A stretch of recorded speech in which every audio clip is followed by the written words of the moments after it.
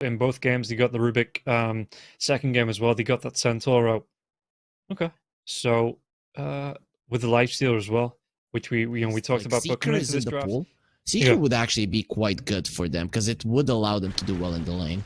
They go for. Okay. I mean, the Tiny's going to have that and clear. This time around with the Viper in a long lane that you can chase him down, you really should be able to shut him down. Like, if you don't shut down Collapse right now, then this guy is just ungroundable. Okay, well, we'll see here how this is going to play. And this time, Gaimin Gladiators on the rating side. Guys, don't forget, you do have the banner below the stream if you want to get yourself a free $15 bet for new customers. That is available to you below the stream on the banner, as we can see the setup coming through. So, Shad, in this lane, going to be coming up against the Razor. You know, we've talked about it. You've said Viper has an early advantage over the Razor in the lane. You know, how does he then translate that? What items does he need to be able to translate that into the mid to late game to not only win lane but win game too? I think you can go for the right click Viper. I think that's the safe thing to assume. You are going to be needing a Hurricane Pike, I think, in this one if you're going for the right click Viper. And you should. That if you don't go for the right-click Viper, then the Beastmaster pick is just not going to be as strong as it should be. So I think you go for the Dragon Lance type build, and you try to keep your distance. You try to have just as much of a range as Lina. Obviously, she's going to have slightly more if she goes for the Dragon Lance, but that's not going to be an early item that Yotaro is going to be looking for. Yeah, you can see the harass coming out. Team Spirit do get 3 bounty runes here now as well. Viper just moving himself away into the lane. Shad, again, not wanted to be... I mean, 3 heroes were shown on that top bounce rune in the river, but still not being shown out. Lol in the mid lane up against the Leshrac for Quinn. How do you try and play this lane? Because I assume you're going to be trying to dodge off, keep him locked down, keeping him in close with the ice shards. What's the skill? But do you go for an early tag team at all in this lane, or is that more of a supporty build? I would say no, but Melreen has been experimenting with the tag team a little bit, and considering that you have Alina, I think it's actually a really good game to do it. So there is a good chance that Laurel takes a little bit more in the tag team points that we're naturally used to with the Tusk, because when you look at his potential to rotate to the other lanes, the tag team really does help quite a lot. Usually it hasn't been the case, but the meta has changed. The different heroes are being played in the side lanes, so it would make sense for him to get more points in it. But in terms of the laning against the Lesh in particular, you're fine. You have a lot of HP, so you are going to be able to survive the harass, and your ability to last it is actually quite good as a Tusk. Yeah, look at this as well. Celery and Miposhka just trying to trade off here as well. Celery, there is going to be the Nature's Attendants coming out. Celery, does he want to go for the Fade Ball? If he can get him low enough, but the Nature's Attendants are going to get Miposhka back to a decent amount of health here, and that's Celery. He can still run himself away. He's still got the Fade Ball if he needs it, you know, just to be able to take the damage away from Miposhka. But Celery, he loses that trade. Just because of the Nature's Attendants being able to heal up, you know, the Enchantress not really being hard up for mana after using it. And Celery, he has to be careful about how far forward he comes, just because any more harass coming out from the Enchantress could put him in the grave. Tofu started with a Orb of Venom on the bottom lane. He understands that he has the stats and the regen necessary to fight in that lane, and they just want to apply pressure. Once you have like level 3 on the Viper, you should be trying to go for kills, or at least pushing out Collapse from the lane. Yeah, because I was going to ask as well, what really does the position for Tiny do on this lane? You know, being that melee hero having to come in close, Tofu being going to be able to get... In fact, even the Wild Wing Ripper there wanted to get involved in this game, just getting the push forward out on Shad, and he just has to be careful about his positioning. But yeah, what can Mira really do as the Tiny on this lane? His job is to stop the aggression onto Collapse. That's it. Like, that's literally it. Collapse needs to farm. You need to stop him from dying. And he also got the tree early on, just because until the Viper gets level 3, he's not that dangerous. So you know that they're not going to be going for the life of the Razor. But then you get the Avalanche, and you're actually quite good at stopping aggressions overall. Okay. Top lane, again, harass coming out onto Celery. Just needs to back himself away there.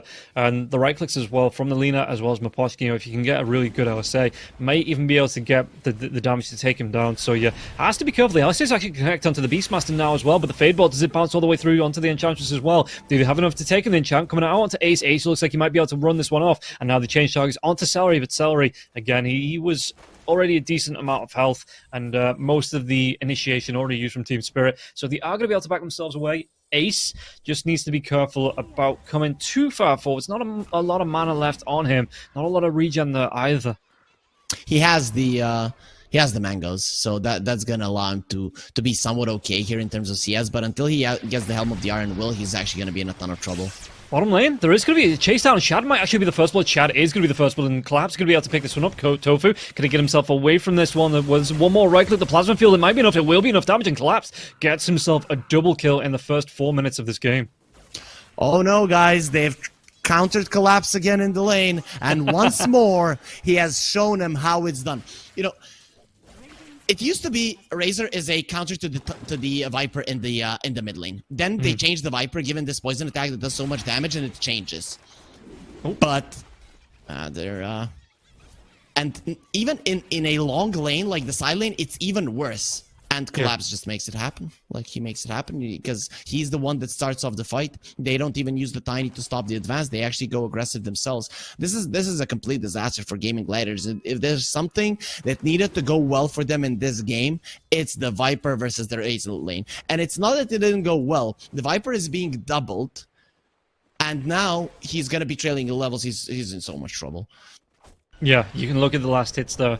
Viper on 11, no, 12 to the 20, and now Ace could be in trouble. Telekinesis comes out, going to be able to get the stun onto Lal. It's going to be full out, though, because, again, the Nature's Attendance coming through. Celery, one more right-click, Miposhka, if he gets the timing right on this, going to be able to turn around, get the kill, and Celery, I don't know what he was doing. After throwing out the Fade Ball, he was still taking too much damage to survive, and he just tries to stand his ground. Miposhka says, thank you very much for the kill. I'll take that easy gold from you, thank you.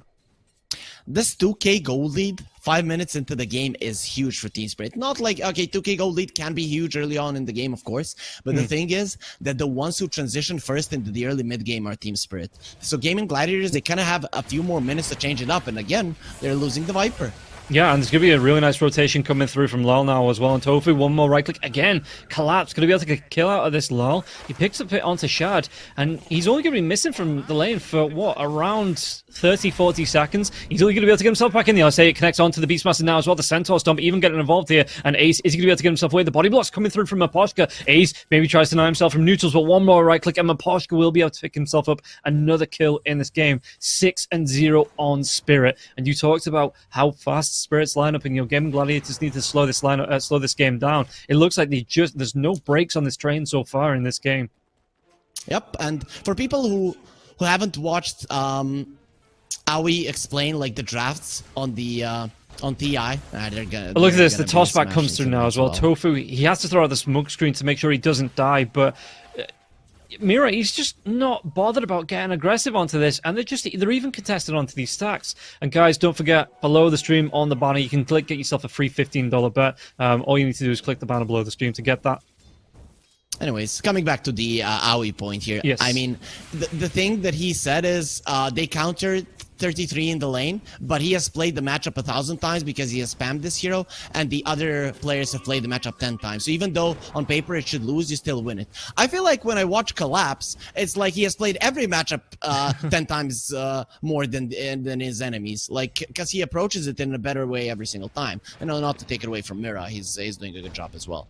Yeah, what's the saying? Fear not the man that has practiced 1,000 kicks once, but fear the man that's kicked one kick 1,000 times. As Ace, well, that's going to be a punch. You know, the kick's not even coming out from Lal just yet, and Spirit, they've completely taken over this game, as it looks like Celery's going to be chased down now as well. Fade Ball is going to be flying through. Can he get himself away from this one? Telekinesis was already used now as well, so the Dragon Slave going to be connecting now as well, and Lal, with the Ice Shards, picks himself up another kill in this game. Two kills to 0 here on the Tusk. So what are Gaimin Gladiators doing well here? I mean, Quinn is fine and farm. He's getting second in the net worth, 3.5k gold, just behind Collapse, who Collapse is kind of running away with this lane now as well. Shad trying to find some harass now as well. The plasma field does come through. Tofu going to be slowed down. Does he want to try and get the backstab off? He looks like he's not going to jump just yet. I love it when you give me these hard questions, right? Like, what are they supposed to do? At least they can punish the dives here, and that is big. That is actually big. Laurel, he senses blood, and he's just going out for it right now. But the thing is, there is still solid amount of damage on Gaimin Gladiators, especially if Quinn joins the fray. And I think Quinn is very well aware of that. So he's gonna be trying to kind of guess where Team Spirit are gonna go to slow down this aggression. And we'll see. I mean, he is going to be going towards the Bloodstone as well, so not deviating from the tried and tested builds that the Leshrac is known for at the minute. When does he get aggressive? You know, is it going to be after the Bloodstone? Do you think he goes for something like a BKB afterwards, just to try and keep himself alive? Or is he going to be fine with that Bloodstone and wanting to roam around and help his team? This is not a great BKB game, but if he feels like he has to go for it, he'll do it. Celery, though. Yeah, they're going to be able to catch him out again. Bottom lane, trying to do what they can. Shad's going to be taken down again. Tofu. Quinn is here. Quinn's rotated down, though. He's going to be able to get the damage and takes down the Razor, so Collapse, giving up, what was that? Nearly 500 gold there to Quinn with that kill. So with the double damage in there as well, Leshrac, really nice rotation to be able to pick up and really help out this bottom lane. Yeah, Quinn is making the plays here for sure. You don't really look at the Lesh as the best roaming hero, but the thing is, he's the fastest out of all of his cores, so he has to do it, and he's seeing the problems right now. He doesn't necessarily know that the goal lead for Spirit is 2-3k right now, but he knows that the game is not going well, and that he's the only hero that can make things happen. Yeah, top lane, they're going to try and make another dive onto Ace, but the Coming snowballs again. and TBs are going to be coming in. There's going to be the Roar as well. LSA connects onto the Rubik. Do they have the chase down onto Lal? Lal with the Warriors Punch. There's those Ice Shards out now as well, but there's going to be the Tumbler's Toy coming through from Quinn. Looks like Lal not going to be able to get himself away from this one, being chased down. The Axe is through, and Ace will secure that one. So a little bit of revenge for all the times he's been picked off so far. Even Shad rotating up. Is this, I mean, we talked about Gaimin Gladiators trying to slow this match down, but is this now the lanes have just gone so topsy-turvy for them that they maybe start to group up as 5 and look for pickoffs, and then once they've got those pickoffs, then go back to farming? I don't think you can necessarily go for the pickoffs on the aggressive, but the thing is, the Team Spirit's lineup wants to be aggressive right now, so you are trying to guess what they're doing. Team Spirit, what they wanted on top was to get the TPs and get out. The thing is, you just went slightly deeper than you want, and that's the thing. You need to be positioning yourself around the towers, around the places that you want to play, just slightly deeper than what you think Spirit can kill you. And if your guess is correct, if you do everything right, you are going to be getting those kills. This is big for Gaimin Gladiators, that they got a couple of kills and kind of stopped the potential run over that Spirit were trying to go for, because it was looking scary there for a moment. Yeah, Collapse continues farming, but you saw how quickly the Leshrac here, Quinn, has just climbed up that net worth table, went from barely being equal with the Razor. Oh, is he actually going to TP into Mira now as well? Mira with the toss, but can he get anything from this? Because Tofu wants to be coming in, helping set up, and Collapse the damage, the backstabs coming through the slow now as well. Collapse, can he get himself away from this one? Being chased down, the telekinesis comes out. Where's that split earth? The damage, it's going to be there. It doesn't even need the split earth. Pulse Nova as well as the Diabolic Edict. It's going to be enough as Ace will go down. Lal picking up that kill, and this might open up the tier 1 tower on the top lane here for Spirit as well. The big thing for Gaimin Gladiators in this game is that they have a Beastmaster who's not going to be able to take a tower very early on. So Quinn, he's thinking, I need to kill heroes, but also these towers need to fall for our lineup to have some sense, right? For us to be able to match the aggression and the movement of Team Spirit, because once the towers fall, it's going to be harder for them to guess these moves and for Quinn to react and get the kills. Yeah, and you can see that the smoke's coming up now as well from Gaimin Gladiators. They're looking for the backstab, moving through into the jungle as well. They might actually be able to find out Yutaro. Is the telekinesis going to be there? He gets himself onto the high ground. The ward goes down, but he's already further enough away. Lal TP's in. There is going to be the jump in. Now the telekinesis just come through. What was stolen? It's going to be the Dragon Slave, so a lot more damage coming through from Celery there as well. And Quinn will be able to pick up the kill. And it looks like they have stemmed that bleeding that was coming out already. Maybe that was the strat, you know? Get it. Feed the lanes a little bit earlier on, you know, and then let Quinn rotate, get all of this extra net worth. Yeah, that does make sense. I think that's exactly what Gaimin Gladiators were trying to do, and the plan works out. I don't think it works out too well because they're still behind, but Quinn on his Lesh, you know, he has been a nuisance. The thing is, the towers are still falling. You were trying to kind of force things to go your way there around the mid lane. The only reason you killed Yutaro is because he got overly confident and he thought that he could fight. But the thing is, you look at Team Spirit, and the only one that is going to be coming out to the fights from the cores, TPing to them, is going to be Laurel. Collapse was just dealing with the tower down below. He goes back to farming with his Midas, so it's not that big of a deal, even though the Delina dies. Yeah, and it looks like, well, the Ice Shards are going to fly through here now as well. It's going to be Stone. It's going to be the enchant coming through here from onto Celery. And Celery does actually want to try and get the slow. Shard, he's underneath it. He's going to be able to regen through as well. Underneath that tier 1 tower. Oh, Tofu, though. Tofu's got to be careful. He's going to be able to pop that salve. Gaimin Gladiators, though, so far so good. It could have been much worse. 3K gold lead at 13 minutes is not something that you cannot deal with. The 15-minute mark is coming, and even though Tiny, somewhere around 17 minutes is going to be getting the blink, the shard on the Riki is a big deal. And we talked about vision. When nighttime comes, Spirit don't have anything to give them vision during the nighttime. Ricky is going to be roaming around the map and setting up for a potential kill. So this 15 to 20 minute mark is the time for Gaimin Gladiators. Yeah, and he's not too far off the shard gold needed as well. So there's going to be the rotation down here. Mira, is he going to be able to get himself in range? Because, I mean, Ricky, the Avalanche just go. There's going to be the reveal with the dust as well. LS8 connects, and it's going to be the death of the Ricky. They need to get out. Does pick up, though? Yeah, Quinn's going to be coming in. Tumblr's toy to try and close that gap. Mira, though, might be the target with the line. It doesn't actually connect onto Yutaro. Yutaro might be able to turn himself around with an LSA if he wants to feel generous, but it might actually cost him his life. Got to be careful because the rotation does come through from Celery as well. So if he gets caught out with the telekinesis, meanwhile, Ace gets the kill onto Lyle. Looks like Mira, he is going to be wasting some time. Celery as well as Quinn, not going to be able to find him just yet. Ace with the double kill, though. In the mid lane, it looks like Mira, telekinesis will come through. He gets caught out and he will be killed off. So I can assume what happened in the mid lane, even though we weren't looking at it there, is that they wanted to go for the Viper kill. And you have a lot of physical damage on this Tusk, but you just do not have enough. And Team Spirit, they tend to be a little bit on the greedier side, which is okay in this game. In the ultra late game, they're going to be fine. But the Gaimin Gladiators lineup is starting to do what it should. Get some towers down, open up the map, survive, get a few return kills. That is what their lineup is good at, waiting for the enemies to go for you and then trying to turn it around, because they're not particularly fast.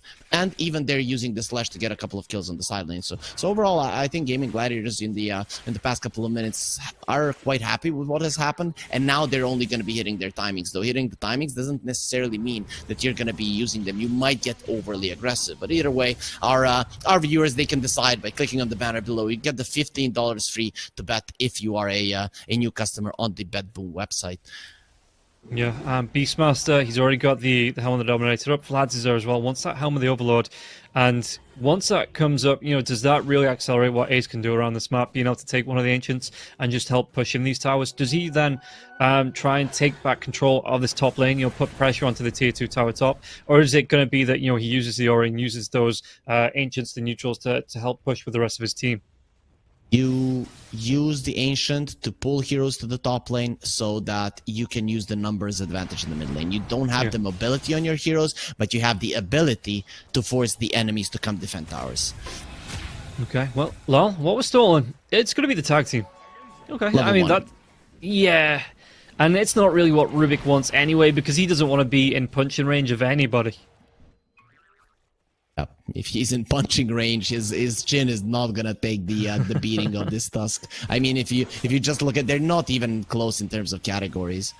No, yeah, a bit of a glass jaw there on the wizard. As Tofu, he does have that shadow, and the enchant comes out now, so he's going to be slowed down. The damage coming through from Aposhka as well. Tofu, though, not going to be taking a lot of it. Does Collapse want to get in range? It looks like Ricky going to be able to back himself away. Quinn was close by as well, Celery. So, yeah, no issues there. He's going to be able to get himself out. Aposhka just forced him off, but not really being able to do any substantial damage. We have ourselves an even game. I thought actually with the start that Spirit had, that they were gonna run over Gaimin Gladiators until minute 15, and then Gaimin Gladiators are gonna be struggling in minute 15 to get themselves back. But actually, with beautiful movements from Quinn in particular, they get the game back in place, and they secure the mid lane tower. Something that, a couple of minutes ago, I would say, nah, they're not gonna be getting that tower for a very long time. Even the top tower kind of looked unattainable for them, but they made it happen. Yeah. Oh, Tofu. Does he actually find like a Celery is going to be backing up as well as Shard? They're going to be able to get the sleeping dart off. Yeah, and really nice setup into the smoke. Telekinesis comes through, and this time the Ice Shards get stolen. So yeah, Lal not going to be able to get himself away from that one. Really nice rotation gank there by the two supports and Shard to find the kill onto Lal. Gives up a decent amount of gold as well there as well. Yeah, and they're delaying the BKB. And as Larley won a BKB in this game, in particular, because of the smokescreen. Smokescreen is like Tusk's worst nightmare. You can't do anything. You cannot hit anyone. You cannot save anyone with a snowball. It's just something you never want to allow to be on top of you. But considering that it's going to be on top of one of your heroes, if you want to join the fray, you kind of have to get in. So he is going to be getting a BKB. But again, with this death, it's going to be delayed, and he's the lowest net worth core on the map. Yeah, needs to do a little bit of catching up here now. As Tofu, he's just guarding this haste. Quinn will be able to come in. You know, he's got that empty bottle, so he will be able to pick it up there as well. Boots of Travel coming out. Leshrac, that's just going to be one fast disco pony. As just using the lightning to push in now. So how do Spirit kind of deal with, because I mean the big powerhouse at the minute is Quinn. So how do they try and deal with this hero? You know, is it, or do they just sit back and try and avoid the rotations and try and avoid those ganks coming out at the minute from Gaimin Gladiators?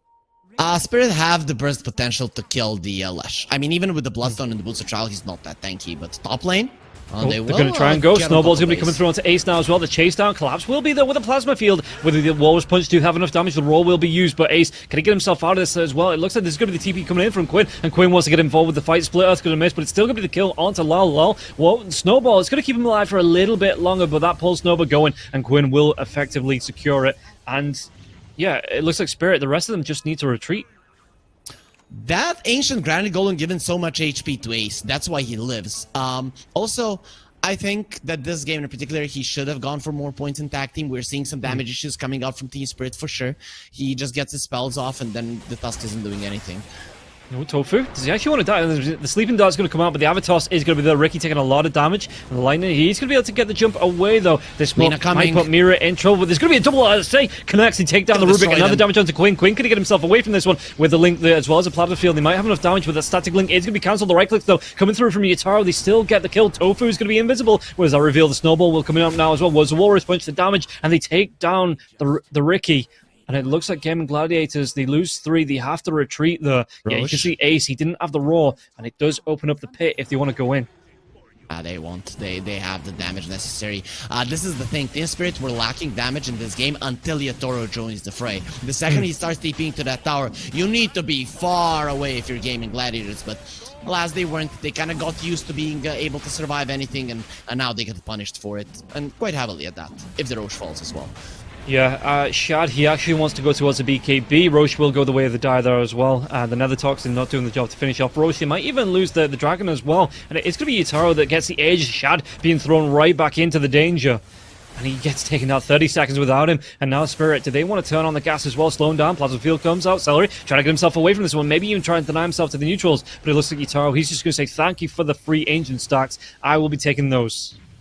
Sometimes you feel like, you know, you're losing a grasp on things, but the thing is, Yatoro is probably telling them, guys, I'm not joining the fight now. I'm gonna join when I'm ready, and it doesn't matter if the gold lead does go back in their favor. Once I join it, we are gonna crush them. The thing is, he can lose his life right now, but you can use the BKB. If he sees the stun, he can pop it. Yeah, I mean, the BKB is going to be available to him. He has that Aegis, so the BKB is going to be there. And a reveal onto Tofu. It looks like Tofu going to be able to get himself away. Quinn might not be so lucky with the Walrus Punch coming out. He does have the damage going, but it's not going to be enough to keep him sustained, keep him alive. And now the reveal, the wards go down, immediately going to be dewarded here by Miposhka. The dust comes out as well. I don't know if Tofu was affected about it, and he's going to be in the trees. He was affected by the dust. The reveal, though, Miposhka goes right when he needed to go left, and Tofu might have just been able to juke this one out. But just like that, you know, from 1k gold lead in 1 minute, they've increased it to 7k right now. Team Spirit in a very commanding position. And Gaimin Gladiators, they're kind of in a moment right now where, again, daytime, so their vision advantage is not going to be mattering as much. And they are going to be smashed by Yatoro so much. So you need to be able to split push, to cancel TPs, to buy yourself time, kind of annoy Team Spirit enough so they start making mistakes, and you can catch them with the Ricky Lash and of course the Beastmaster, because you know, a straight up fight, very likely that you're just gonna get absolutely demolished by Yatoro, and we're just seeing how much damage he dishes out. Yeah, and guys, don't forget the banner below the stream for a free $15 bet if you are a new customer. That is available to you as Ace moving himself around here. And if we take a look at the difference in net worth, you know, the Leshrac was so high. I think he was about 2 or 3k above Collapse, which was the next closest in net worth. But after those few kills, those fights coming out, the Roshan being taken as well, and something like Shad going down, you can see that Yataro, he's just leapfrogged everybody to the top. So it's going to be a 3k net worth difference now between Yataro and Quinn. And he has taken that top spot here, Yataro. with the BKB coming out, going towards it again. It looks like the Silver Edge, the Falcon's Blade, even going for a Maelstrom here as well with the Boots of Travel. So he's getting all those items that he needs to. A growing Lina needs to be a big deadly girl, and it looks like Miposhka can get himself away from this one. The Nature's Attendant is going to be popped early now as well. The Split Earth, do they have the damage to take him down? Lol, though, there's going to be the rotation in from Mira. Miposhka can he get himself away? Is the heal going to be enough? Tofu, they change targets. The roll's going to come out onto the Tiny now as well. The damage is going to be stacking up, and it looks like Tofu is going to be able to get the kill. The both supports going down, but now Yutaro's in. There's going to be the Sleeping Dart onto Yutaro. Split Earth now as well, but Tofu might give up his life for this. It's a matter of time. LSA is connecting. Yeah, Yutaro claims the kill. They didn't even have the vision on him, but Yutaro is a god. He doesn't want to use the BKB. He understands the importance of it later stages of the game. He uses the BKB there, he kills the Beastmaster, but he sees it as not valuable enough. Oh, they might actually be able to get the kill onto Quinn as well. He gets caught out. There's going to be a lot of damage coming through from the Lina as well, setting up with Lol. And Lol, he might not be the highest net worth, but the utility, the setup, the initiation coming out from this Tusk at the minute, it is just being unmatched and setting up so many kills for the side of Team Spirit. They changed the Quinn camera, but he started being really mad, just moving in his chair there. I think he was talking to his team and probably not the nicest way. So that was quite funny there if the viewers did catch a glimpse of it. But as soon as he died, he got super annoyed, and I can understand the frustration really, because he can't do anything. These two heroes, if they get on top of me, you just ripped apart in seconds.